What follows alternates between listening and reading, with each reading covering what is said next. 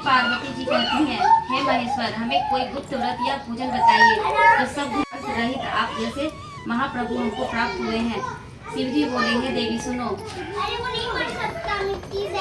मैं तुमको एक व्रत जो मेरा सर्वस्व और छिपाने योग्य है, लेकिन तुम्हारे प्रेम के वशीभूत होकर मैं तुम्हें बतलाता हूँ। शिव जी ने कहा, भारतवर्ष में जैसे नक्षत्रों में चंद्रमा, ग्रहों में सूर्य, वर्णों में ब्राह्मण, देवताओं में विष्णु भगवान, नदियों में गंगा, पुराणों में महाभारत, वेदों में सामवेद और इंद्रियों में मन श्रेष्ठ है, सब पुराणों और वेदों का सर्वश्रेष्ठ कहा गया है। मैं तुम्हें एक प्राचीन व्रत बतलाता हूँ, एकाग्र मन से सुनो।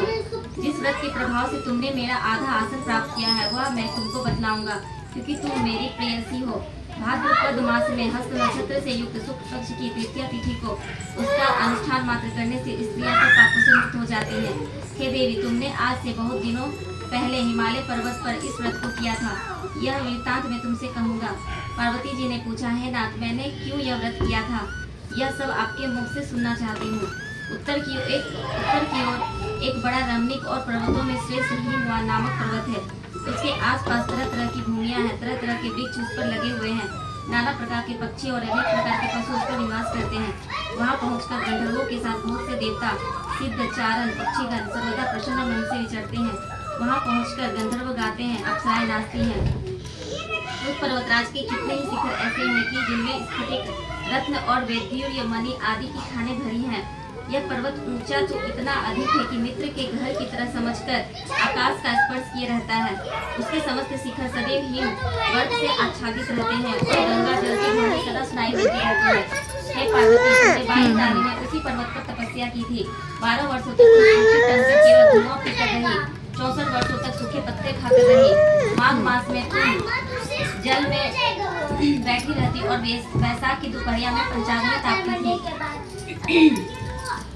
श्रावण महीने में जल बरसता तो तुम भूखी प्यासी रहकर मैदान में बैठी रहती थी।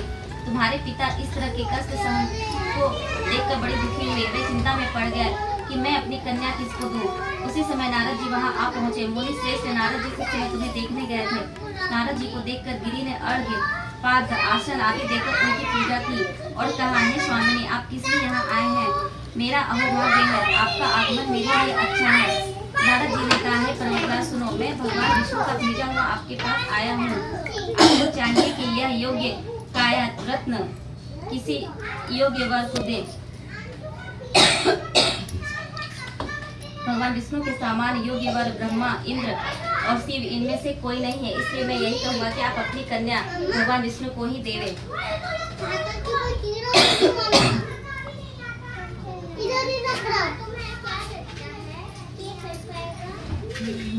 हिमवान ने कहा, भगवान विष्णु स्वयं मेरी कन्या ले रहे हैं और आप यह संदेश लेकर आए हैं तो मैं उन्हें अपनी कन्या दूंगा। हिमवान की इतनी बात सुनकर मुनिराज नारद आकाश में विलीन हो गए। वे पीताम्बर, शंख, चक्र और गदाधारी भगवान विष्णु के पास पहुंचे। वहां हाथ जोड़कर नारद जी ने भगवान विष्णु से कहा, हे देव सुनिए, मैं आपका विवाह पक्का करा दिया। उधर हिमवान ने पार्वती के पास जाकर कहा, हे पुत्री, मैंने तुम्हें भगवान विष्णु को दे डाली। जब पिता की बात सुनकर तुम बिना उत्तर दिए ही अपनी सखी के घर चली गई। वही जमीन पर पड़कर तुम बड़ी दुखी होती हुई विलाप करने लगी। तुमको इस प्रकार विलाप करते हुए देखकर सखी बोली, तुम क्यों इतनी दुखी हो? इसका कारण बताओ। तुम्हारी जो कुछ इच्छा होगी मैं यथाशक्ति उसको पूरा करने की चेष्टा करूंगी, इसमें कोई संशय नहीं है। पार्वती जी बोली, मेरी जो कुछ अभिलाषा है उसे तुम प्रेम पूर्वक सुनो। मैं एकमात्र शिव जी को अपना पति बनाना चाहती हूँ, इसमें कुछ भी संशय नहीं है। मेरे इस विचार को पिताजी ने ठुकरा दिया है, इससे मैं अपने शरीर को त्याग दूंगी। पार्वती जी ने कहा, तुम शरीर का त्याग न करो, चलो किसी ऐसे वन को चले जहाँ पिता को पता न लगे। ऐसे चलाकर तुम वैसे वन में जा पहुंची। उधर तुम्हारे पिता घूमकर तुम्हें खोजने लगे। दूतों द्वारा भी खबर लेने लगे कि कौन देवता या किन्नर मेरी पुत्री को हर ले गया है। उन्होंने मन ही मन कहा, मैं नारद जी के आगे प्रतिज्ञा कर चुका हूँ कि अपनी पुत्री भगवान विष्णु को दूंगा। ऐसा सोचते सोचते ही हिमवान मूर्छित हो गए। गिरिराज को मूर्छित देखकर सब लोग हाहाकार करते दौड़ पड़े। जब लोग सब पूछने लगे कि गिरिराज, आप अपनी इच्छा का कारण बताइए। हिमवान ने कहा, आप लोग मेरे दुख का कारण सुने, न मालूम कौन मेरी कन्या को घर ले गया है। ऐसा नहीं हुआ तो उसे किसी काले सांप ने काट लिया या सिंह खा गए होंगे। हाय हाय, मेरी बेटी कहाँ गई? किसी दुष्ट ने मेरी पुत्री को मार डाला। ऐसा कह वे वायु के झोंके से कांपते हुए वृक्ष के समान कांपने लगे। इसके बाद ही हिमांशु ने वन वन पूजने लगे। वो वन जिसकी जंतुओं से भयानक हो रहा था। सूर्य अपने बच्चों के साथ उस भयानक वन में चलती चलती ऐसी जगह जा पहुंची जहाँ एक नदी बह रही थी। उसके रमणीय तट पर एक बड़ी सी कंदरा थी। तुमने उसी कंदरा में आश्रम बना लिया और मेरी एक बालू कामयी प्रतिमा बनाकर अपनी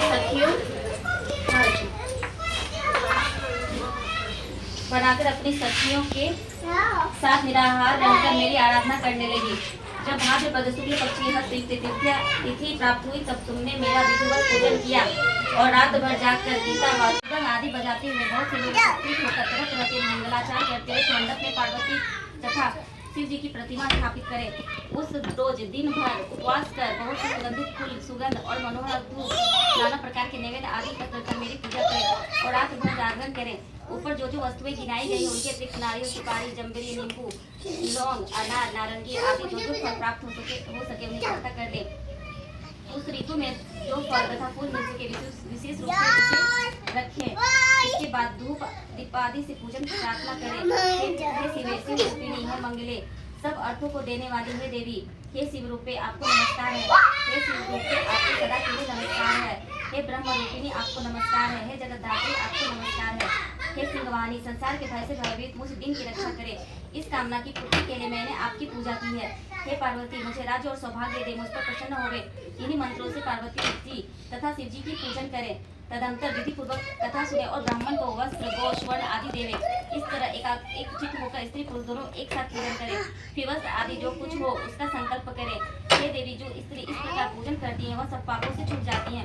उसे 7 जन्म तक सुख तथा सौभाग्य प्राप्त होता है। जो स्त्री तृतीया तिथि का व्रत रखकर अन्न भक्षण करती है तो वह 7 जन्म तक बंध्या रहती है और उसको बार बार विधवा होना पड़ता है और सदा दरिद्र, पुत्र शौक से शोकाकुल, स्वभाव की लड़ाकी, सदा दुख भोगने वाली होती है और उपवास न करने वाली स्त्री अंत में घोर नरक में जाती है। मांसाहार करने से बाधिन, दही खाने से भीड़ी, मिठाई खाने से चींटी और कुछ खाने से मक्खी होती है।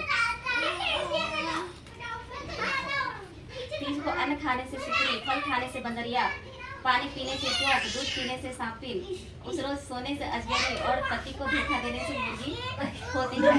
इसलिए सभी स्त्रियां व्रत अवश्य करें। दूसरे दिन चांदी, तांबा अथवा बांस के पात्र में अन्न भरकर ब्राह्मणों को दान दे और पालन करे। जो स्त्री इस प्रकार व्रत करती है वह मेरे समान पति पालन है और जब वह मरने लगती है तो तुम्हारे समान उसका रूप हो जाता है। उसे सब प्रकार के सांसारिक भोग और मुक्ति मिल जाती है। इस हरितालिका की व्रत कथा मात्र सुन लेने से प्राणी को 1000 अश्वमेध और सैकड़ों वाजपेय यज्ञ करने का फल प्राप्त होता है। हे देवी, मैंने यह सब व्रतों में उत्तम व्रत बतलाया जिसके करने से प्राणी सब पापों से छूट जाता है। इसमें कुछ भी संशय नहीं है।